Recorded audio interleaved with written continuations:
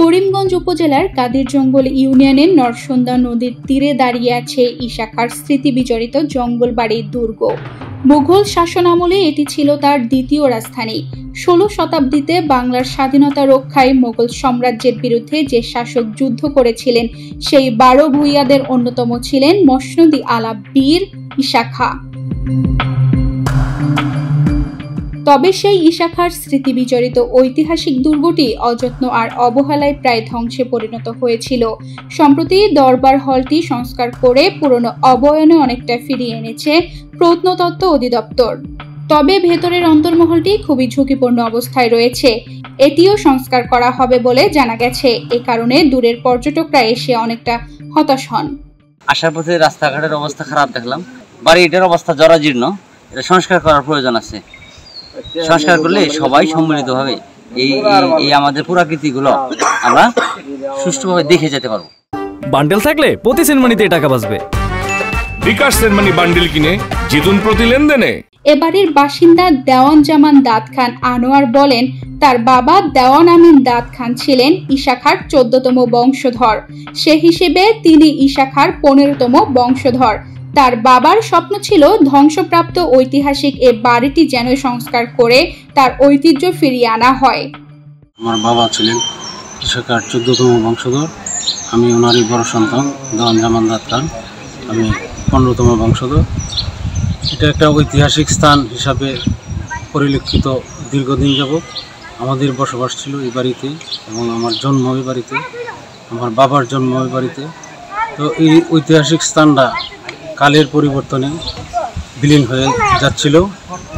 এক পর্যায়ে আমার বাবাই এটা ঐতিহাসিক স্থাপনাটা নিদর্শন হিসাবে থাকার জন্য প্রত্নতাত্ত্বিক অধিদপ্তরে একটা অ্যাপ্লিকেশন করে। প্রত্নতাত্ত্বিক সংস্থা যে কাজকর্ম করতেছে বা এই নিদর্শনটা টিকায় রাখার প্রচেষ্টা করতেছে, এটাকে আমি স্বাগত জানাই।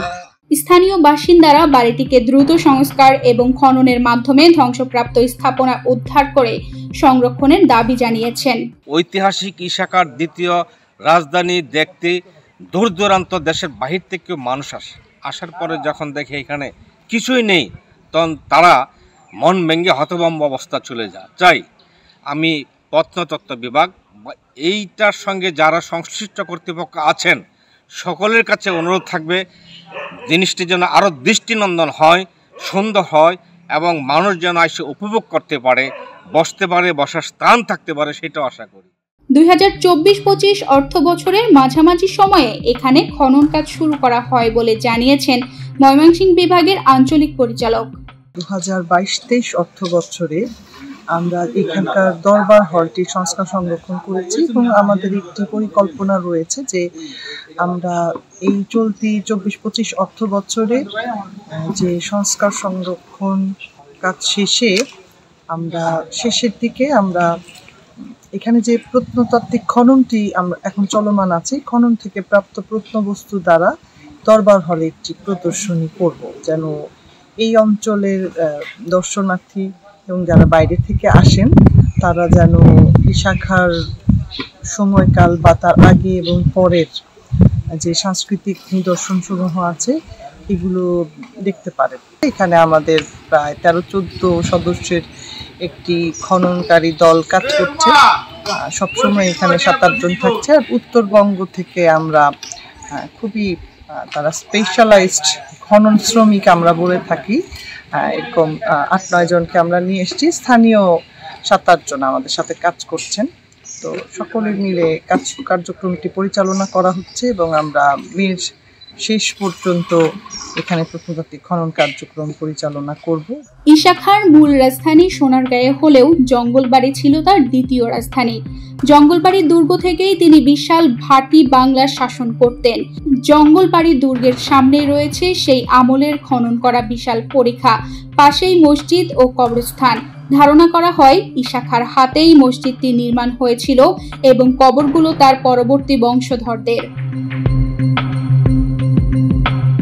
বিভিন্ন ইতিহাস সূত্রে জানা যায় ইশাখার আদি নিবাস ছিল আফগানিস্তানে।